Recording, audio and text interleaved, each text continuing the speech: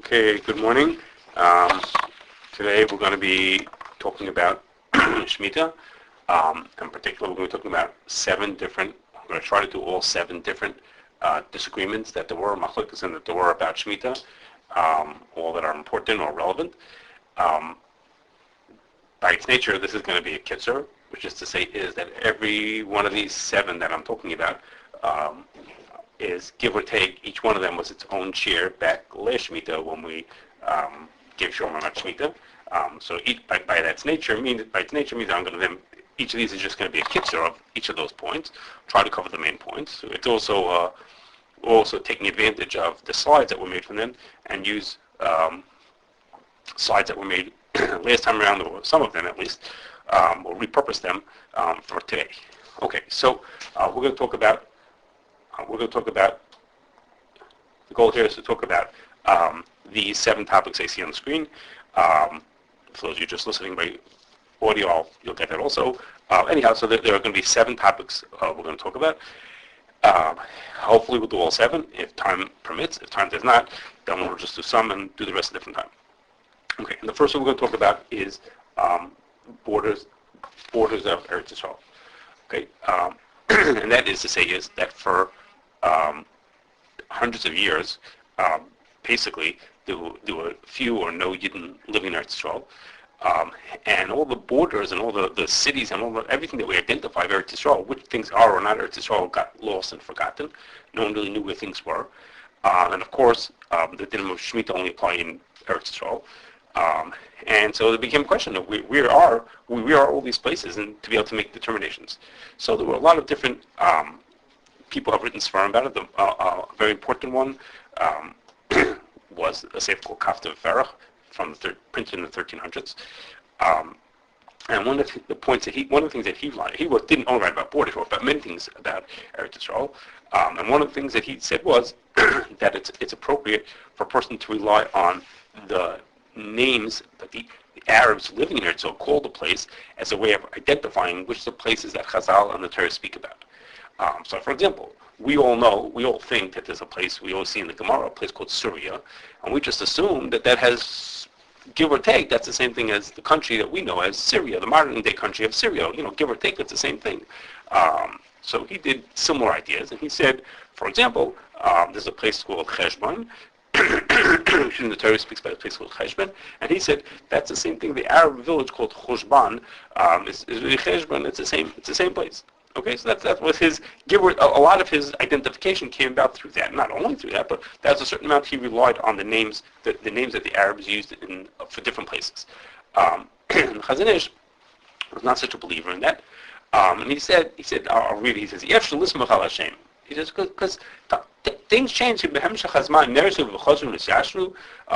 Cities get destroyed and rebuilt. Sometimes they move from one place to another. They just, they move to a new place, and they called it, so to speak, like the people from York. People from York came to the New World, and they called it New York. So they moved to a new place. Or a name that was originally got a new name. So the Chazon Ish says, no, you can't rely on names. There's really not a way of identifying places in Eretz Yisrael. And if you follow that as it is, straight, what Chazon Ish says, then you'll only be able to identify borders of Eretz Yisrael by the most, extreme items, like things on the other side of the Jordan. You'll say those are not even considered from the oil bubble because it's obvious what that is. But Me'evar Yard, it's very obvious what that is. But then you should know, even though the Chazon Ish said that, there's another sefer called Mishnah Yosef, and he said the Chazon Ish didn't mean as extreme as it seems. Chazon Ish didn't mean we should completely ignore names. He says is that we can't use the names to pinpoint something specific, like the Gemara says. There are special din about a place called Beishan in Eretz Yisrael. So he says, so that we can't say exactly where's Beishan to say that Beishan is over here and not over here, because it moves. We can move this way 10 miles or 5 miles this way, move it something like that. He says, but but overall, on a rough idea, of course, he says, they didn't move. Beersheba, we all know, is in the south part of the country. They didn't move it to the north and call a new place like that. So, so for give us a rough idea, he said, even the Chazon Ish would have agreed to such thing like that. Not everybody agrees to what Mishnah Yosef says. Not everybody agrees that that's even what Chazon Ish meant. And so some people are taking a more conservative view of what Chazon Ish said and say that you can't identify anything based on Arab names. Completely ignore that. Now, that's for one part of it, which is about using Arab names. But then came along Chaim Kanievsky, and he said, I'm gonna use hints in Chazal, all different types of really creative ways of looking at things from the way Chazal identified, said things about topographical things, where things are and what's next to them and what they look like and all kinds of things like that to figure out. And he created a map based on that of what he thought the borders of Eretz Yisrael were. He brought that to his father-in-law, Rabbi Yashiv. Rabbi Yashiv said it's quite impressive, and he says, it's really something. He managed to pull together a map based on all this kind of information without using anything based on Arab names, etc. But Rabbi Yashiv said, no, even so, we're still not sure, and you shouldn't be meko based on any of these kind of things that you said. So in short, for this part of our discussion, lots of effort went into trying to figure out what the borders of Eretz Yisrael are. But there are some people who feel confident now. I know where certain borders are, but by no means is there agreement on all these kind of things like that. Now, a particular issue about borders has to do with the southern border of Eretz Yisrael, and that is what you see on the screen now. For those of you watching like that, on the left side you see, excuse me. On the left side is Chaim Kanievsky's drawing of the map of Eretz Yisrael. On the right side is from Mishnah Yosef. And what you see with the yellow dots, the yellow dots that you see are to identify two spots. The Torah tells us that the southeastern border, the eastern border of Eretz Yisrael, the southeastern border of Eretz Yisrael is at the eastern side of the Yam HaMelech, of the Dead Sea. The southwestern border is called something called Nachal Mitzrayim, which is assumed to mean a place called Wadi El Arish. So those are the yellow dots you see on those two maps identify the east and west, give or take what the east and western, southeast and southwestern borders are. Thank you for giving me a live audience. So that gives us that's what the yellow dots are. And the Torah tells us there are 5 spots in between those yellow dots. Between those yellow spots, there are 5 other parts of the border.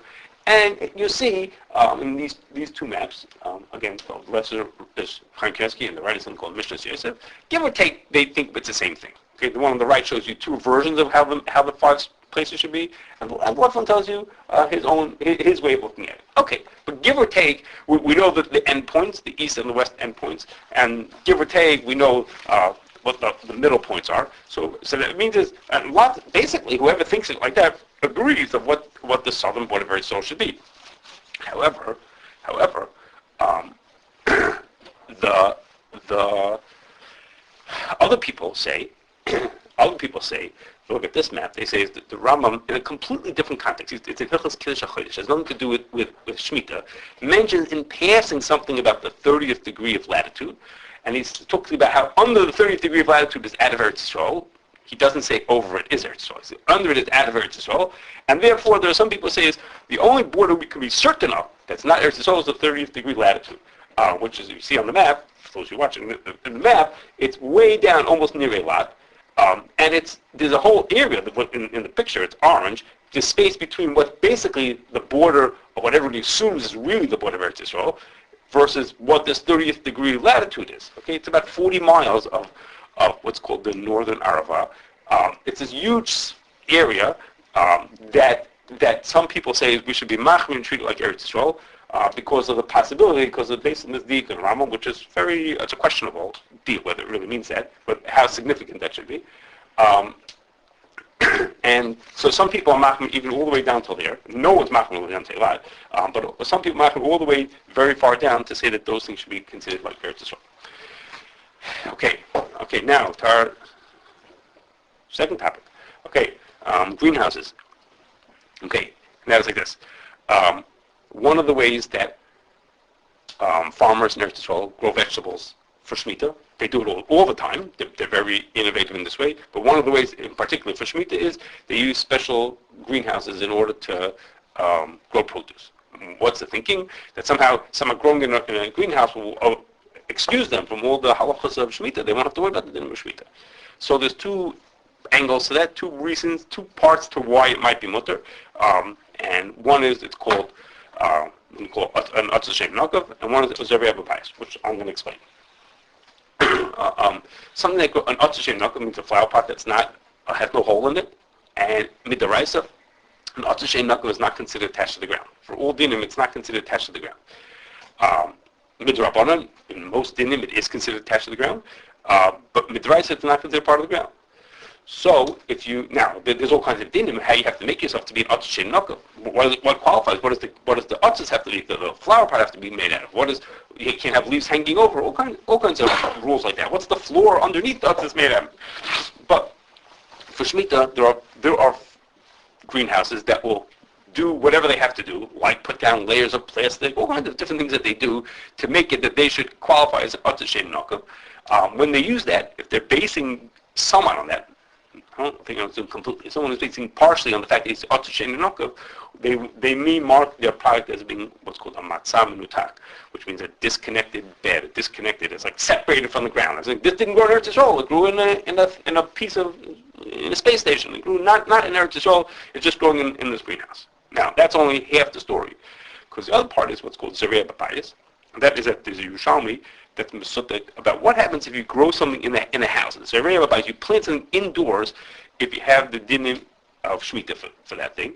And there's a machlokes nachronim what the din is. The Yerushalmi is mesupik about it. So Rav Yosef says, look, Shemitah nowadays is drabana. Yerushalmi is mesupik about what the din is in this case. So we could be meko and say zore'ah babayis. If you plant something indoors, like a greenhouse, that's indoors. You're planting something indoors, so it's mutter.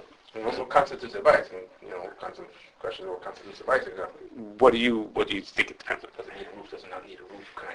Can I use Tzursa Pesach and have myself a bite like that? That's fine. All of that is, well, I'll say the word is negotiable. What I mean is, whatever you want it to be, I can build my greenhouse to match your requirements. You know what I mean? So I'll if that's what it's going to take, then that's what I'll do. I'll take what it has to do. So Rav says, the Yerushalmi is so about it. Saf Jabran Lakula, Shemitah is the Rabban. They say we make up. The Chazon said no, we should not be. Can't be make up. What's the pshat? Why should zore'ah babayis? Do we find other hilchos? Does it apply to all hilchos Eretz Yisrael? Did we find such a thing that?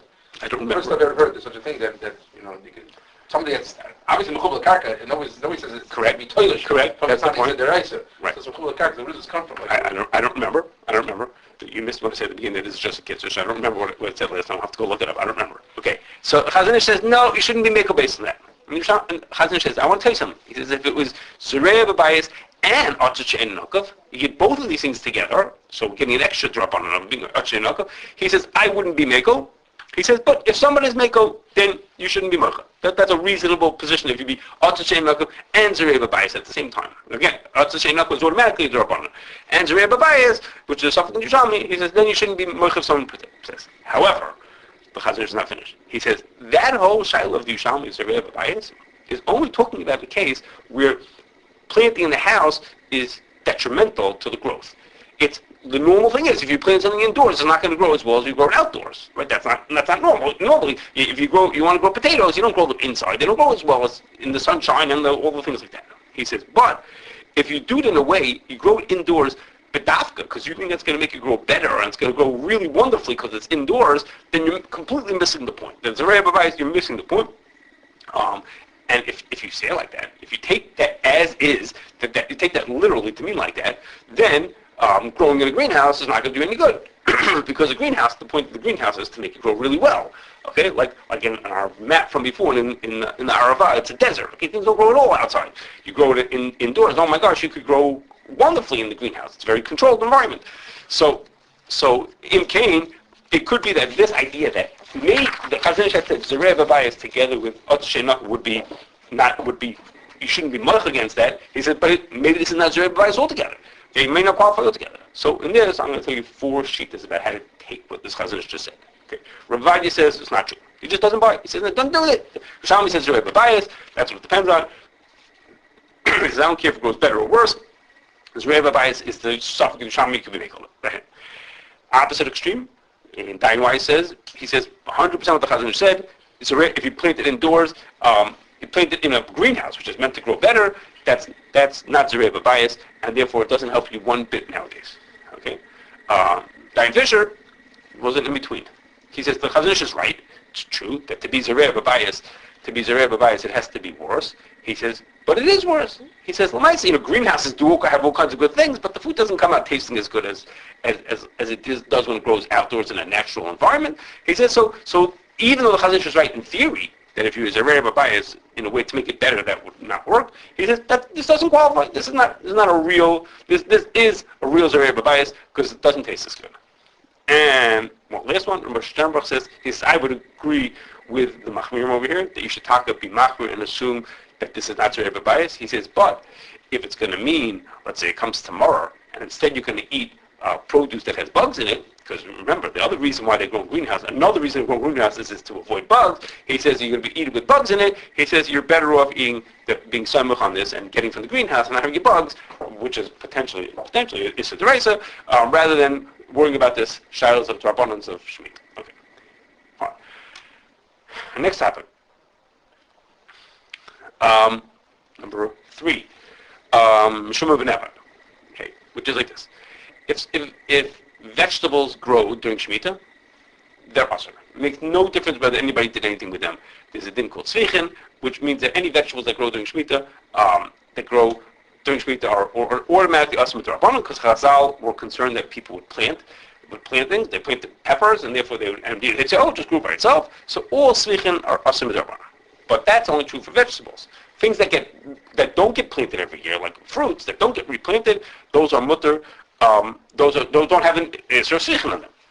So what happens? But if a fruit grew, an apple grew on a field of someone who he didn't keep the halachas of Shemitah. He worked his land. He was Ne'evad. He worked his land. He did malacha on the land during Shemitah, or as Meshumar, he didn't make it hefker. Okay, what's the din if you have produce that was fruits? Again, vegetables are automatically also because they're tzvichin. So it's for fruits. What happens if you have a fruit that was Meshumar and Ne'evad? It was someone did malacha on that ground, or someone guarded the ground. I mean, they didn't let people in and make it hefker. Okay, so some Rishonim hold that makes it asur. The food becomes asur as a result of that. But many other Rishonim disagree, and the modern day Practicum, the Ramosha and the Cheshlomo and Tzitz Eliezer, say that it's mutter and the food is mutter, which is to say he did the wrong thing. He shouldn't have worked on his land on Shemitah. He should have let people take it and consider it hefker. But if he did it, and he's a bad boy, but we're allowed to eat the fruit anyhow. Okay? There's a question what the Chazon says. It's not so clear which way the Chazon held on this din of Meshumar and Ne'evad. And assuming you follow the Mekilim, either like the names I told you before, or you think the Chazon is Mekel, then we have to. The fruit has Kedushas Shevi'is, but it's mutter. It's not asur, and you have to eat it. Okay, so that sounds like good news. Okay, so but there's an extra wrinkle over here, and that is like this. Before I go on to my wrinkle, okay, let's say is if I would see I walk into the store and I see an orange, and that orange grew in Yisrael, and it's a Shemitah orange, and I say probably the person didn't keep the halachas of Shemitah. That's okay, but the fruit is mutter. I'm allowed to eat it. I just have to know that it has Kedushas Shevi'is, of course, but I'm allowed to eat it. But there is a wrinkle, and the wrinkle is like this. The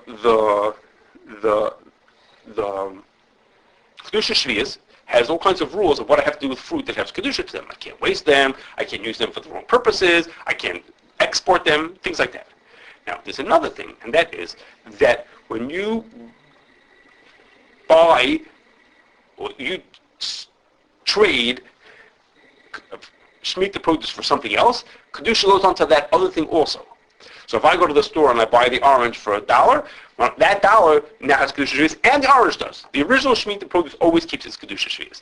If I put onto it $1, it has $1 also. And the Rambam gives this whole dramatic description. If I go to many things, I don't remember his examples, so I go from apple to meat, and meat to tomatoes, and tomatoes to money. Each thing, what happens is always is that the original produce has Kedushas Shevi'is, and the last thing in the chain has Kedushas Shevi'is also.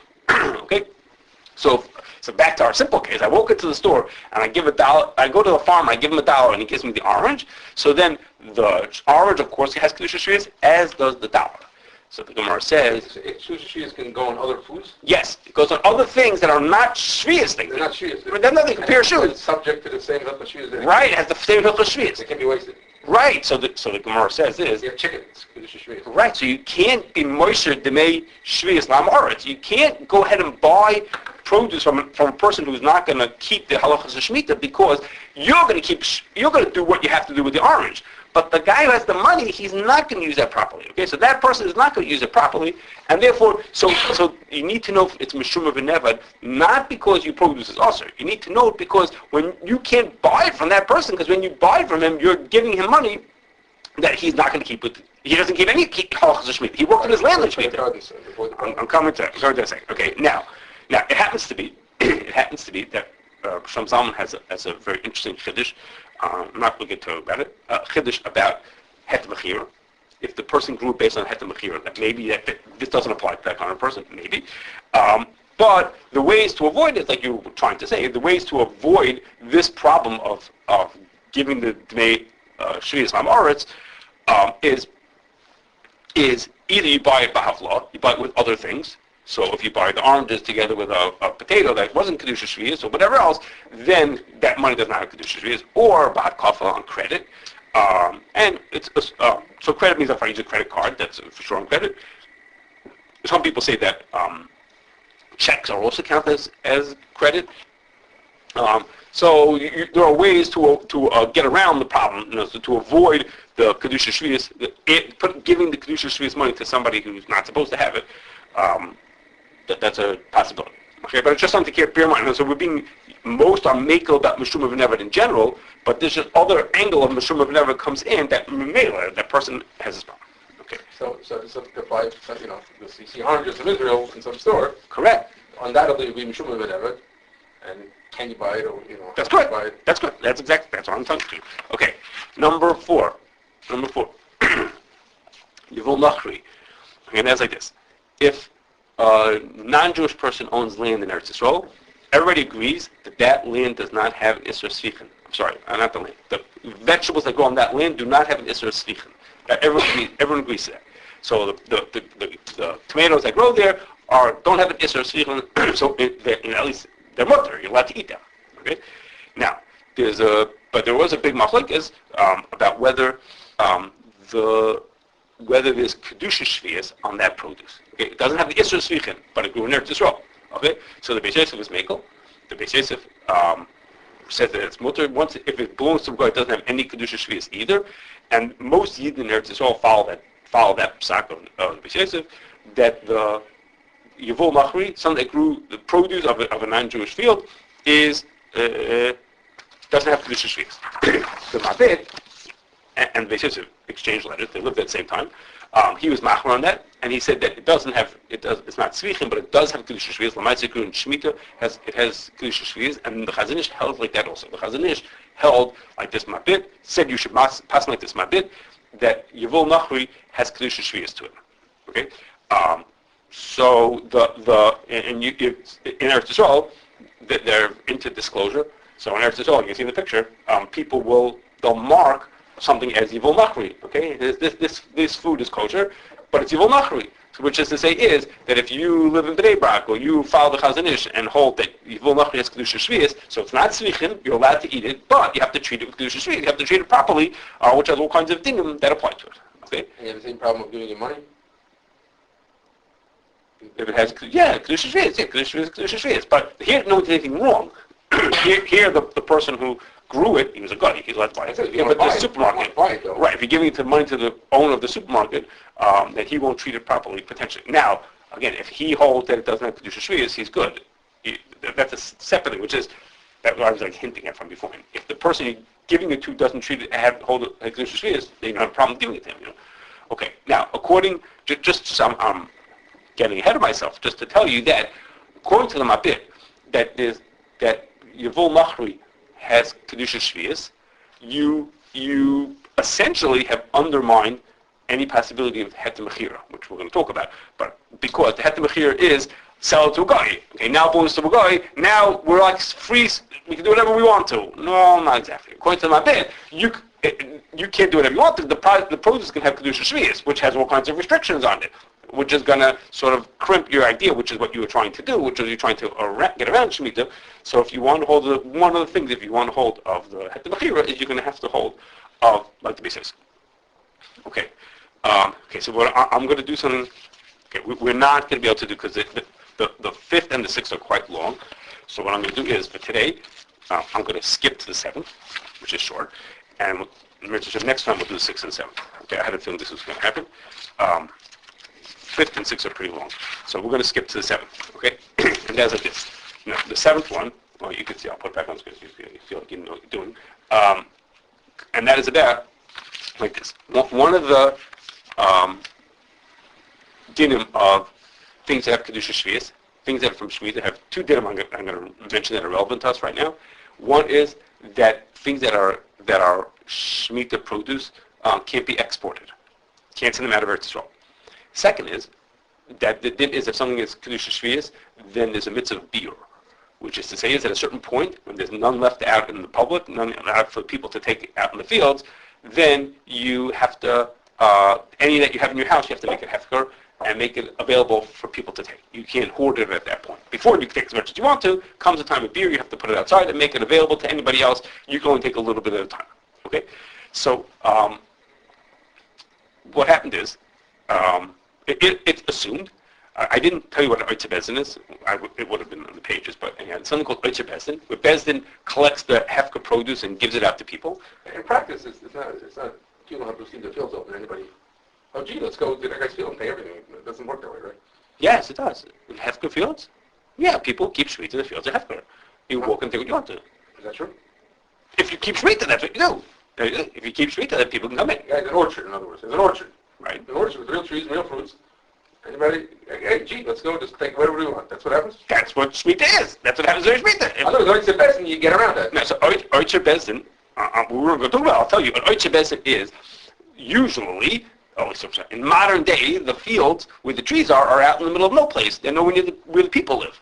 So it's not realistic for people to get it. If they wanted to, they could walk in and take it. It's not so realistic for people to get it. So Oitzer Bezdin it comes from a disefta, that what you do is the community arranges for someone to get all that stuff from the hefker field and bring it to the city, to where people can get to it. So you're really not allowed to do that. You're not allowed to, generally, you're not allowed to harvest things with big combines and harvesting equipment. That's one of the things that Kedushas Shevi'is, you're not, a land of Shemitah, you're not allowed to do that.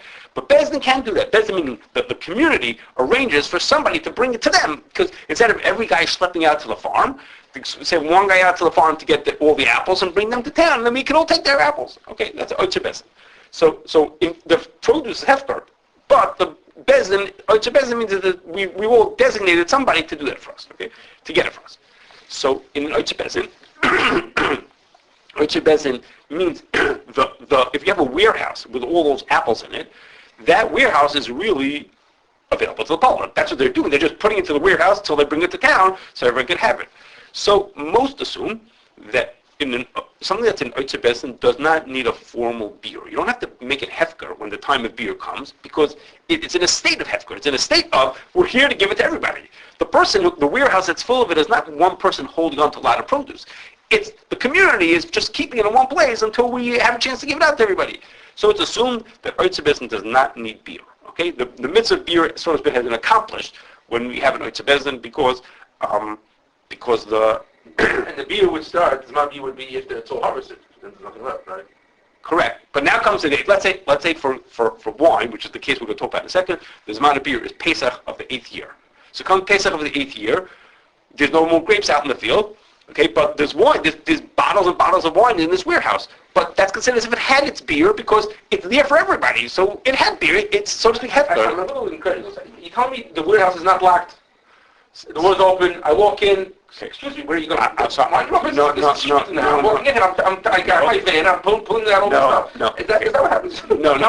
The warehouse is not true because we're not talking about Oitzer Bezdin today, but the reason is that the Bezdin is allowed to collect money for certain things, like for the bottle and for the guy who trucked it in and for the renting the warehouse. So you can't take it for nothing because they want money for those things. The wine itself is hefker. But all the other parts of it, there are other parts of it that are allowed to charge. Especially when you want to pack and say there's beer here. Yes, that's true. But that's assumed. It's assumed that this is the easy part of it. It's assumed that there's a beer happening. Okay. But now there's machlokes like this.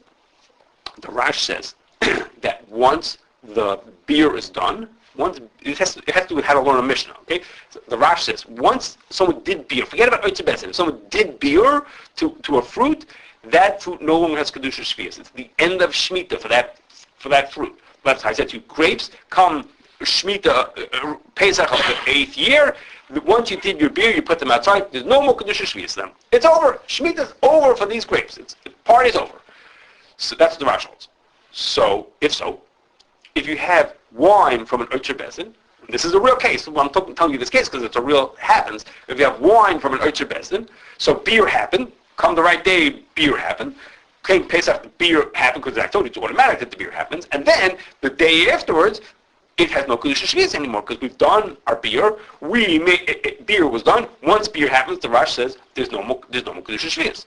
Okay, so the people who give Hashgachah to this specific wine that we're talking about, they take that position that there's no more Kedushas Shevi'is anymore. So then that wine is then exported and sold in stores to people who don't care about Shemitah.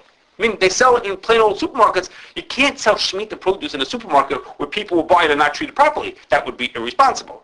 And you couldn't export it because you're not allowed to export Shemitah Kedushas Shevi'is produce. But they say it doesn't have Kedushas Shevi'is anymore. We already did beer, and the bottle says on it the beer was not done properly. It's from atzis, and beer was done properly, and that's to explain to you. That's why you're seeing in the supermarket in America, because we hold that the beer was done. So don't worry about that. And since the beer was done, therefore there's no Kedushas Shevi'is, so we're allowed to sell it in chutzot, and we're allowed to sell it to people who don't care about Shemitah, and you yourself don't have to treat it with Kedushas Shevi'is. That's the position they're taking. It's a very reasonable position. That's the truth. Tosfos argues on the Rash, and he has a different shot in the Mishnah, and the Yerushalmi there also, and he says that even after beer there still is Kedushas Shevi'is. Okay, beer is its own thing. Even if you did beer, you still have Kedushas Shevi'is, and therefore they would hold the opposite of what I just told you. You can't export it. You can't just give it to random people, etc. Okay, so the Chazon Ish has, if you read different parts of the Chazon Ish, he says like the Rash or like Tosfos, back and forth which ways. In the Kitzur Hilchos Shemitah, there's someone named Rabbi Shapiro who wrote a Kitzur Hilchos Shemitah that the Chazon Ish reviewed every part of it and agreed, thought that it was correct. And there it's machmer, like Tosfos, that there's Kedushas Shevi'is even after you did beer.